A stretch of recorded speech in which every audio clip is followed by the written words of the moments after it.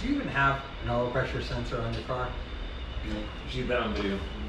No oil pressure sensor, no transmission temperature gauge, no coolant pressure, no EGTs, no safeties whatsoever on my standalone. It's called a Hialeah nitrous controller, guys. I'm from West Palm. Hialeah. Gio and I joke about that a lot. Yeah. I'm like, Gio, what do you think Pedro's oil temperature is? Yeah. He says,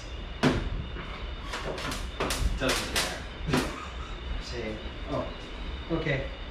You have a good group of guys. You know, if you look at your car as a character, you know, you have you, which is, you have a tremendous amount of heart, you believe in the magic, and you have enough income that you can afford to play. And then you have the rest of the players. You have me, you have Lance, and you have Jason. I mean, that's a pretty solid team for sure.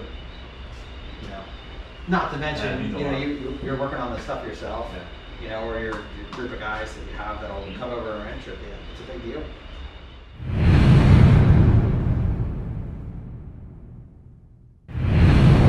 Race family, guys, good morning. It's early morning and I have an awesome video in store for you guys today. What you guys see behind me right over here is the motor to the Supra, the 2JZ engine. Guys, I haven't been doing a lot of filming, but in this video, hopefully I'll catch you guys up.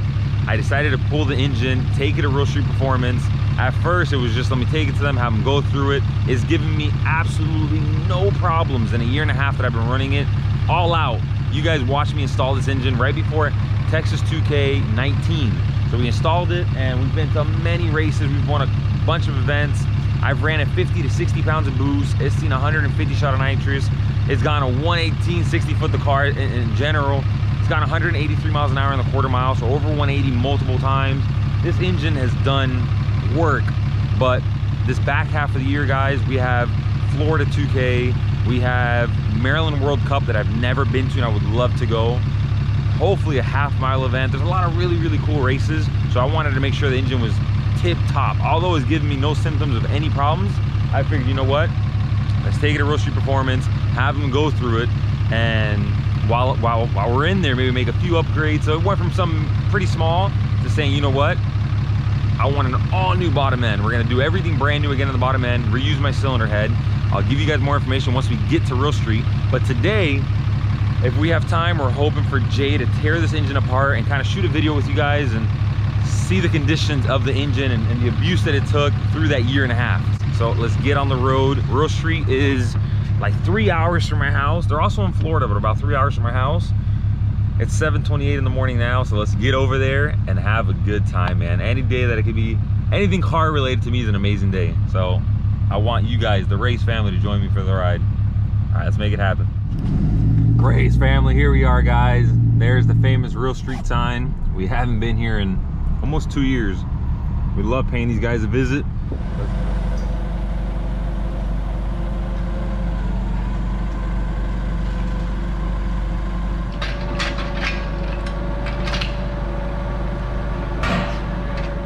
Coating is there for you when the oil isn't. It just gives you just a moment of insurance that you need outside of these. Those are not supposed to be that tight. Well, what can happen is if you over tighten this gear, it can fracture the front of the cam, you know, and then it will break off. Like engines that have a there's no this size doesn't exist in that. It's a mystery size. One of the few reasons why there's adjustable wrench in the shop. Huh? Yeah, you got to be really careful on engines that have like VVTi, because if you over tighten that, it'll break the nose off the cam, and then it's super downhill from there.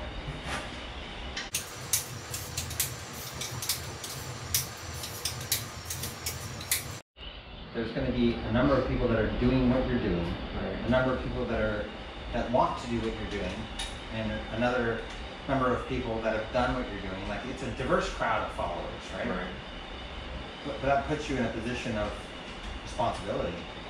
You know, like you have to make fairly sound decisions because they're all counting on you, because if you do this wrong and you stop playing, you know, then there goes their source of entertainment or their where they were learning from. So or referring to what exactly? You reckon with no page? Is that where that was going? Well, there's that too. You know, like there's a safety thing too. Yeah.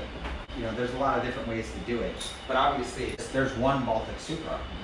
So you have to kind of keep that in the back of your mind. Yeah, this is all safety. You know? It's all escalated quickly. Well, I understand. That's how it always works. Yeah. No, you know, this it's a slippery slope because the rush of progression is real. I mean, it's a legitimate addiction, and it requires legitimate amount of fixes to fulfill the rush. You know, if you stay on this path, your car will go low sevens before you know it, and it's a great group of guys to race with.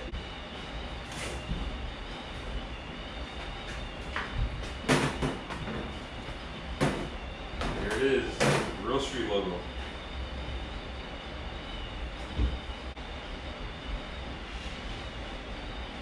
So there's a little bit of combustion on number 3. See this transfer where this tan transfers across the fire ring or the seal of the gasket. Okay.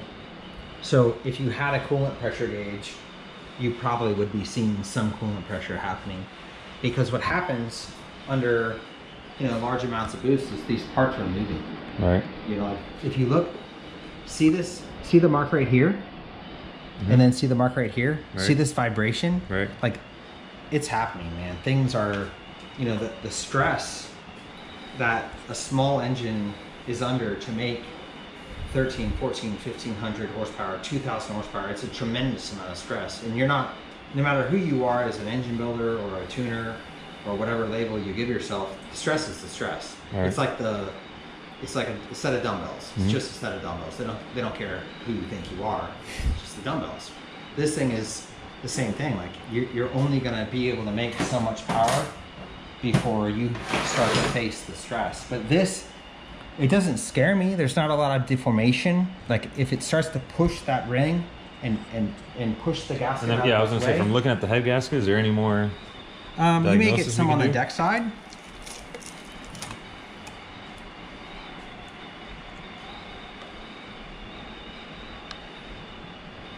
And that's a factory Toyota gasket. Yeah, nice Low piece. compression pistons. One of the things that I would be steadfast in is one of the reasons why this engine lives so well is the guy tuning it is experienced and he understands what he's doing. He understands that the customer says, give me all of it, I'll be responsible. He knows the customer's lying to him and himself. This guy says, I know how the engine will live and I'll make a decision that's financially responsible and protects my reputation, because nobody wants to be the guy that's blowing stuff up. The younger guys, the newbies, they don't get that. So they can tear a lot of stuff up in the learning process, but you got to be careful because you don't want to get to the point where your customers stop playing. Right. But this being an experienced tuner and a lower compression engine makes a huge difference in the longevity of the engine. I would say that for what you've done with this engine, that little bit of head gasket leaking is nothing, man. You can't get mad at it. You can't act like it's, you know, like there's some disastrous problem going on. That's really, really small potatoes for the amount of work this engine does. How's this looking? Good. Yeah, really good. Great.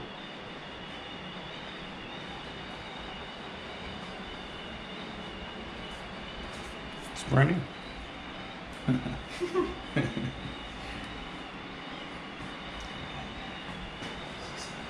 right, now we're gonna get a little messy.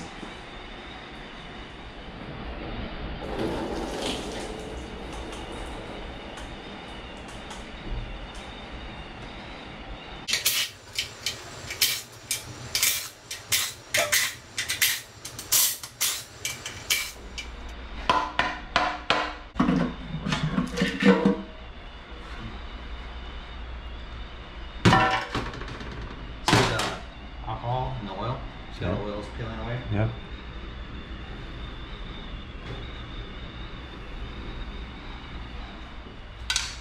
It's got to be a rewarding feeling to look at it again after a year and a half of abuse. Well, you know, I think it's not to sound conceited, but if you are experienced and you're passionate in your work, good things will come. Like having a passion-driven career, it's easy for me to want to do the work. You know, if I was you know, everyone has different walks of life, so this is easy for me to produce reasonably good results because I enjoy the work. There's not much else. I think if I won the lottery, I'd still do the same work all the time. That's awesome.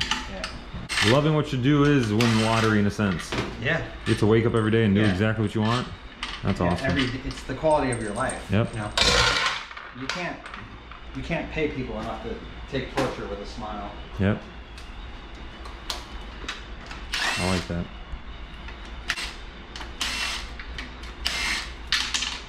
Oops. It's in there. We'll get it back in a little bit. Oh, it's sopping in oil right now. It's gonna never rust. That socket is never gonna corrode. It's well lubricated.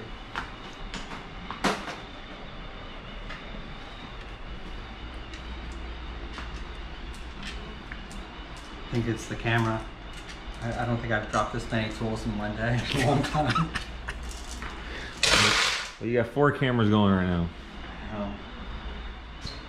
I don't know of very many engines that you can get away with this amount of factory components.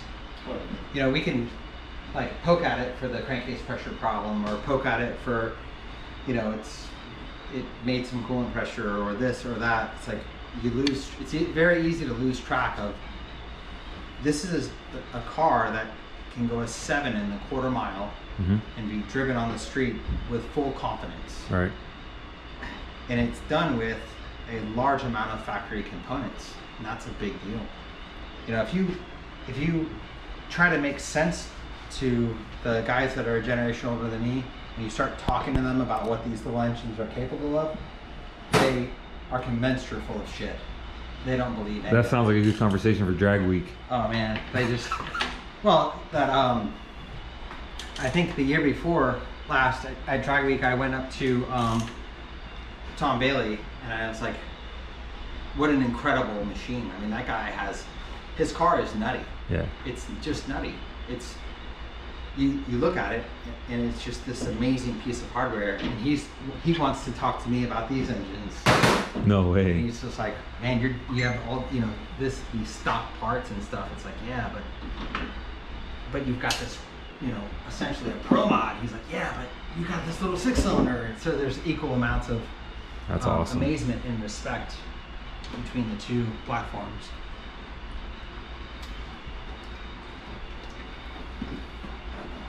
We're gonna shake that 12 out. The splash. There it goes. Yeah. I turned the engine and it wouldn't turn, and I was like, this is just turning. Must be the 12 millimeter.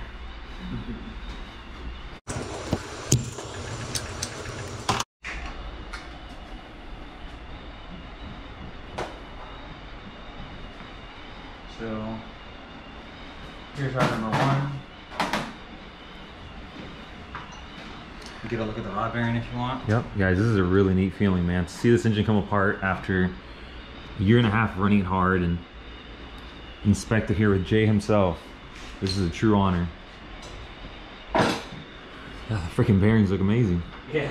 Well, a lot of that is the aluminum rod. If you had a steel rod in this thing, it would look like crap. Yeah. Now you can see, like, here's the front of the engine, first to get oil. Here's the back of the engine, last to get oil. Wow. So you see that wipe? Yep.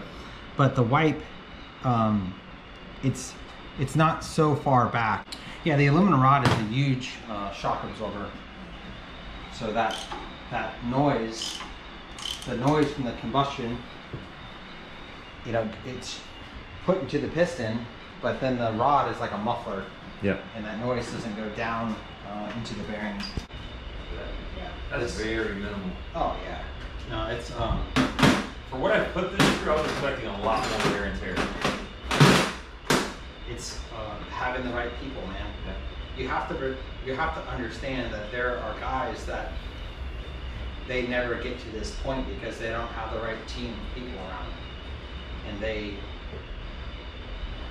have to look back on the memory of their builds being, I could have done this, I should have done that.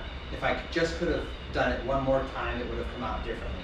You're not experiencing any of that stuff because you have an experienced engine builder, an experienced tuner, and an experienced transmission guy. I mean, Jason has been at this, you know, forever. Jason was working on a Super Street Outlaw car when I was, you know, in my mid-20s. I mean, the dude knows stuff. You have Lance that's been doing it forever. Like, I've been at it for a long time. Like, that's the difference. That's the hardest part of getting people to understand the strength of the team has everything to do with the outcome. It's the whole thing, man. Right. You can't, you could have all the supplies to build a house, but if you have bad carpenters, you go 100%. Which is part of the reason why I'm so open about my builds. Yeah. I make videos talking about items that I use, or I keep no secrets with any parts of my car, because it's not just the parts that are making all this happen, it's the team that I have involved, and everything together has came a long way. Right. Without, you take out one of the pieces, I'm in bad shape. Just these hard parts don't tell the story. It's the, and a lot of people don't learn that, but you have a good group of guys. So, well, what I think we should do is, we're gonna do a couple more steps, just because there may be something to learn with taking the pistons off the rods and looking at the rings. Okay. So we can do that, and then it'll kind of be a wrap. I don't think that there'll be a lot of damage in there, because these parts would be showing more telltale, but we can look at it while we're here. Yeah, I'm extremely impressed. I mean, I knew, I was telling Robert on the way here, we've had no symptoms of nothing. His motor's been perfect. But for these races, now the back half of the year, I really want to lean on the car even more and more. And I'm looking at keep improving on my setup. And I figured it was the best time, just like you mentioned now, the last thing I want is to show up to Florida 2K, show up to Maryland World Cup with an engine I've been beating on for 2 years. And although we opened it now and it's in great shape, I want to make sure we're there with brand new, fresh stuff. And give me the best chance to have a great time. This is just vibration. So like you can push the pin out with your finger. Right. Like that's a big deal. Because you don't, when the pin gets chattered around, what it does is it raises the edge, basically where the pin ends. It beats the edge up, and then you have to pound the pins out. Well, not pound. If you have to pound the pin out, it's probably bent. But you can't just push the pin out with your finger. But looking at the pin boss, these are trend pins. These are through hardened pins. They're expensive, but they're well worth their weight here. So, see if the rest of them are like that. Generally, the cylinders that are more prone to detonate, the pins get stuck in. Since none of these pistons have any, like this coating is really kind of a break-in coating. The fact that it's rubbed off doesn't mean anything. It's more there for a break-in. But for running alcohol and stuff, all that stuff looks really good. So you just have to make a decision on if you one of the traps that you may have to acknowledge now is if you are going to go much faster with a larger turbo, then the additional stroke going up to a 90 millimeter with going up to a 3.2 makes a drastic difference in staging. Like when Jared's car had the 8385 and the 3-liter crank, you could not foot brake stage the car. It was not going to happen. And then do the Maryland World Cup used foot brake. Yeah, foot braking on ice is amazing. 60 foots. Your friend, big time. That would be a large benefit for you because you don't have a trans brake. So when I use nitrous to go up on my 2-step, and I started doing like 75 shot and 100 shot, and even at 100, even at 125, the car it'll take me a minute to get up on 2-step. So whenever there was like a staging battle, or if they went in a hurry on me, it took me a while. Sometimes I would find myself like getting into the second bowl, not being ready, and losing a race that way. So now I use a 150 shot, and I can get up a lot quicker. Well, but having the larger stroke might help me. So if you put a little bit of stroke into it, lower the nitrous, and you make the car stage better, you're not racing the car with nitrous, or you're just using nitrous? It cuts off the first gear. Well, I do leave the line with the nitrous, it cuts off the first gear. I think that's a wrap. We're gonna get some new parts and make some changes, unless Pedro decides that he wants to go a lot faster. Build block? No, not yet. Yeah. No, we're gonna. You know, we went so far with our cast block that I think that you're quite a ways away from that, and you have to digest the safety equipment talk and all that stuff, and what your car looks like in 10 years. Right. You know, because you are at, well, you were at a point a second ago in the quarter mile that you needed to kind of come to terms with that part of it. So, Jay, thank you so much for tearing this apart. no problem. Thank you. Awesome. I appreciate working with somebody with your level of heart. Thank you, man. It's a big deal. I'm excited for the next chapter. Really pumped. Yeah, right on. And if you guys are curious what parts these are, go to our section on Real Street's website, the customer build recipes or receipts, whatever it is. Build recipes. All these parts are on there, and then some more. Yeah, and it's not an exotic combination. Like, I still using the Series 2. You know, it's Series 2 precision turbo, stock crank, RR rods, CP pistons that are designed with or by to a Real Street spec, and then the Real Street main cap. Come on, guys.